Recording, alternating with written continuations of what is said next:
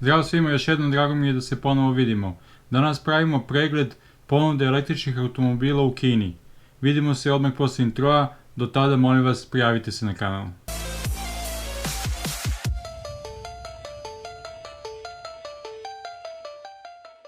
Zdravo još jednom, najprije nadam se da ste dobro i da uspevate ove dane izolacije da provedete na neki koliko toliko kvalitetan način.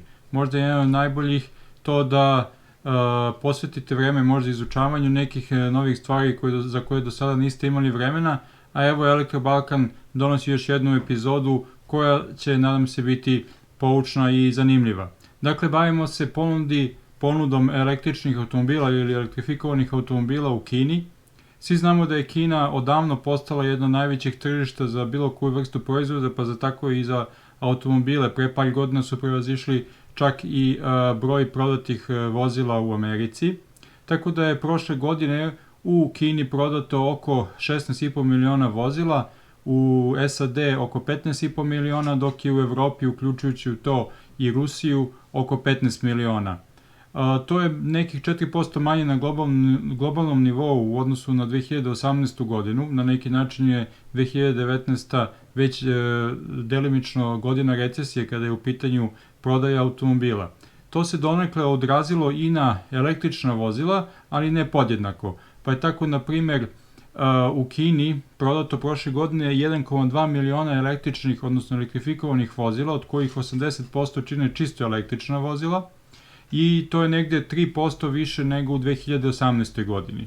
U Evropi beležimo značajan rast, procentualni rast prodaje elektrifikovanih vozila, 590.000, što je nekih čak 44% više nego godinu dana ranije, dok u Americi imamo pad prodaje, 318.000 elektrifikovanih vozila ili oko 12% manje.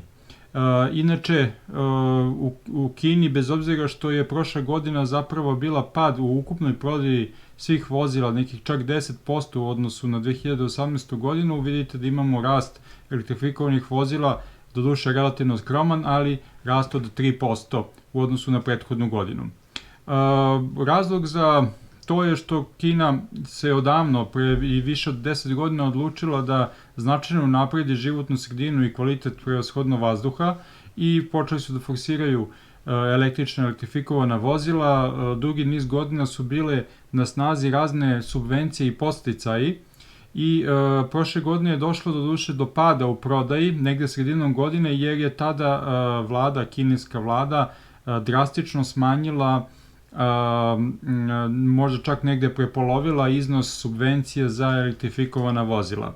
Tako da, evo, možemo vidjeti na grafu da do juna meseca imamo rast prodaje električnih elektrifikovanih vozila, a onda nagli pad u julu, da bi se onda postepeno ponovo oporavljao ta prodaja i negde u decembru, jako manja nego u 2018. godini, kada su pitanje električna vozila, ipak ta razlika je manja. Sve u svemu, ukupan skor za 2019. dakle, ipak nešto malo bolje odnosno na 2018. godinu. Pretpostavljamo da će se tako nastaviti, odnosno da će rast ipak se održati u 2020. godini. Doduše sad sa ovim celokupnom situacijom i sa virusom možda i to bude poremećeno, ali da u principu će postojati tražnja. Pogledat ćemo šta se to nudi na kineskom tržištu kad su električna vozila u pitanju. Vidjet ćemo samo deo ponude, pošto oni imaju nekoliko stotina čak domaćih proizvođača električnih vozila, od kojih se naravno nekoliko izdvajaju kao najbitnije. Mi ćemo pogledati top 12 modela u prva 2 meseca ove godine. Evo, na ovom grafu možemo vidjeti kako izgleda prodaja elektrifikovanih vozila u prva 2 meseca ove godine. Nazivi ovih modela koji su boldovani su čisto električna vozila, dok su ovi sa običnim fontom su zapravo plug-in hibridna vozila. Mi ćemo se ovog puta skoncentrisati samo na čisto potpuno električna vozila.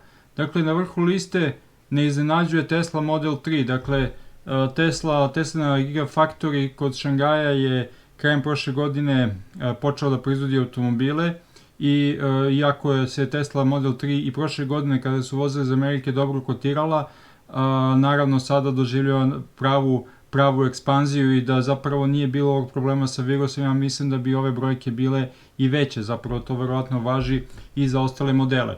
Tesla Model 3 ne treba posebno predstavljati, tako da ćemo to faktički u potpunosti preskočiti. Inače, treba da naglasim još i to da ukoliko pogledamo prošlogodišnju statistiku vozila, električnih vozila, top listu prodatih električnih vozila prošle godine, vidjet ćemo da se recimo za prva 2 meseca ove godine značajno razlikuje ta lista, odnosno da se modeli značajno razlikuju na toj listi, što samo ukazuje na opštu dinamičnost kineskog tržišta kad su električna vozila u pitanju.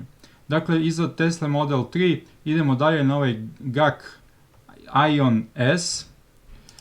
Naravno, nama nisu previše poznati ili mahom nam nisu poznati ovi proizvođači, radi se faktički o proizvođačima, zapravo čitavim konglomeratima proizvođača raznih marki vozila uopšte, pa tako i električnih vozila u Kini i recimo GAC, SAIC, FAV, Shangan Automotive, Dongfeng i tako dalje, sve su to u principu uglavnom proizvođači koji su, ne uglavnom, nego su gotovo svi sa najvećim udelom, kineskim udelom, odnosno državne faktičke kompanije, ali imamo i druge proizvođače van Kine koji su u nekim od ovih fabrika na neki način suvlasnici, odnosno imaju neki udeo u vlasništvu tih kompanija.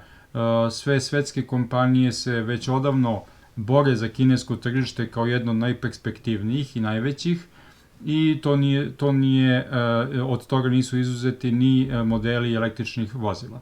Dakle, sledeći model koji je barem u ova prva 2 meseca na drugom mestu je GAC Aion S. To je faktički sedan koji ima električni motor od 135 kW, prema specifikaciji proizvođača 510 km dometa, mada naravno, nažalost ovde nismo našli merenja po VLTP-u ili po EPA-u, tako da se moramo pouzdati samo u faktički kapacitet baterije koji se kreće između 50 i 59 kW u zavisnosti od konkretne verzije ovog modela. Dakle, po navodima proizvođača on je 510 km dometa, litijumska naravno baterija. Evo vidite kako to izgleda i kako izgleda i unutrašnjost ovog modela.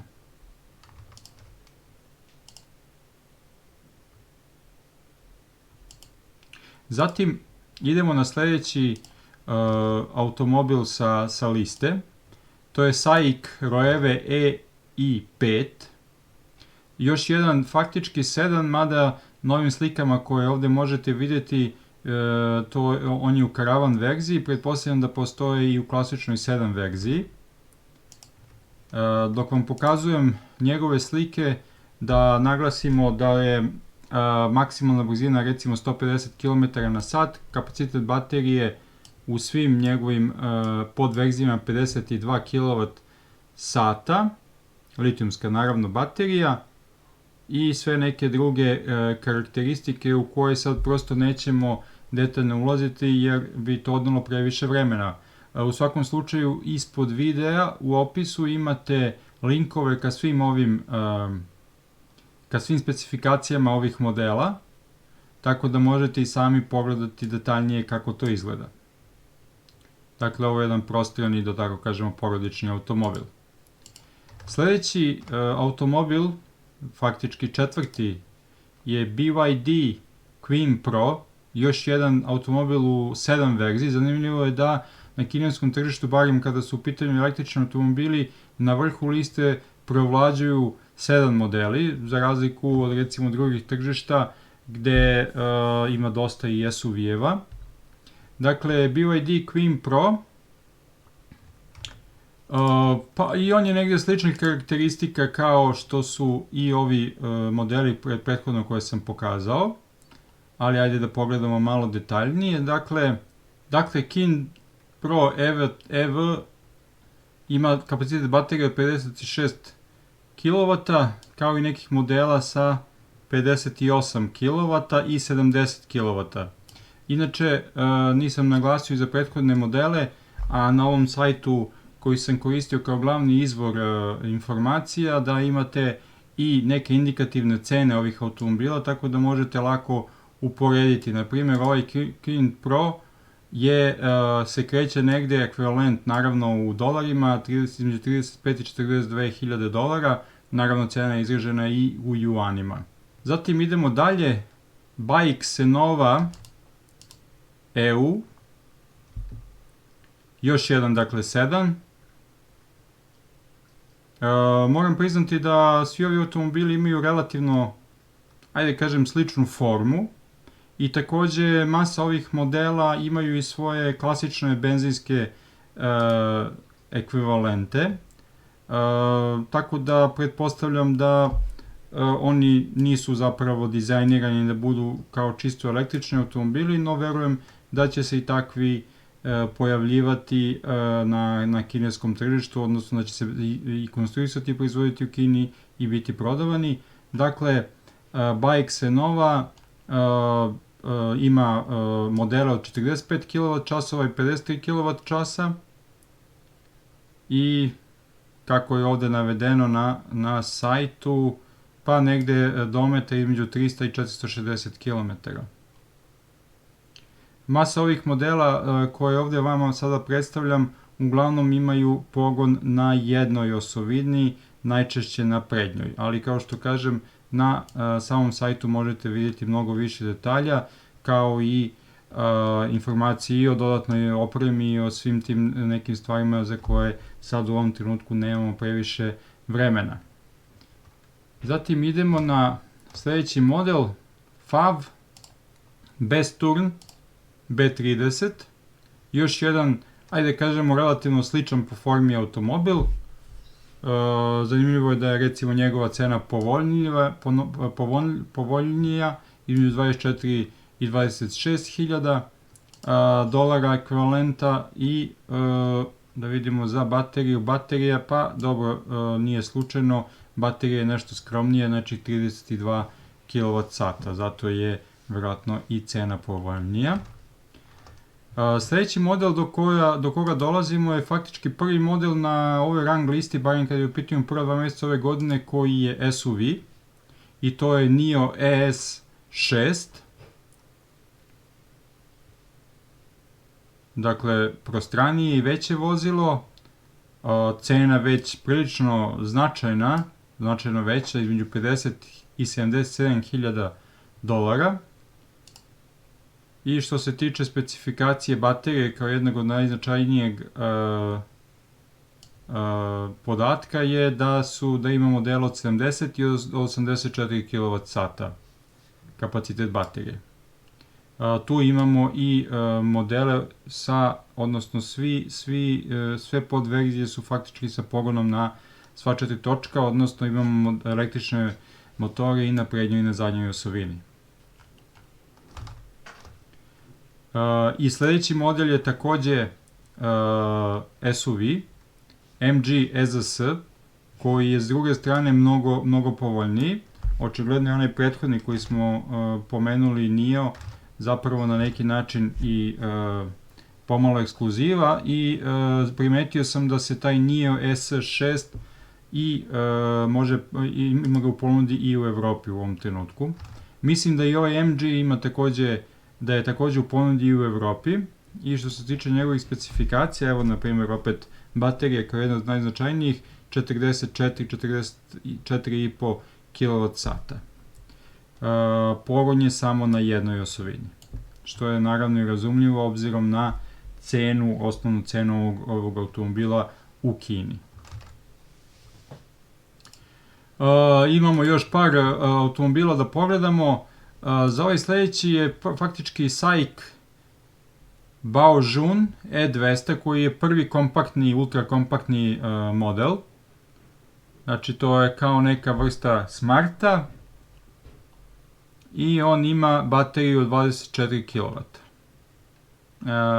Za njega nisam uspio da nađem previše informacija, osim da sa same slike možete vidjeti otprilike njegov dizajn i da mu je grad faktički osnovno mesto za korišćenje. Sljedeći BYD S2, još jedan SUV, cena između 12 i 15,5 hiljada dolara, dakle opet spada u ove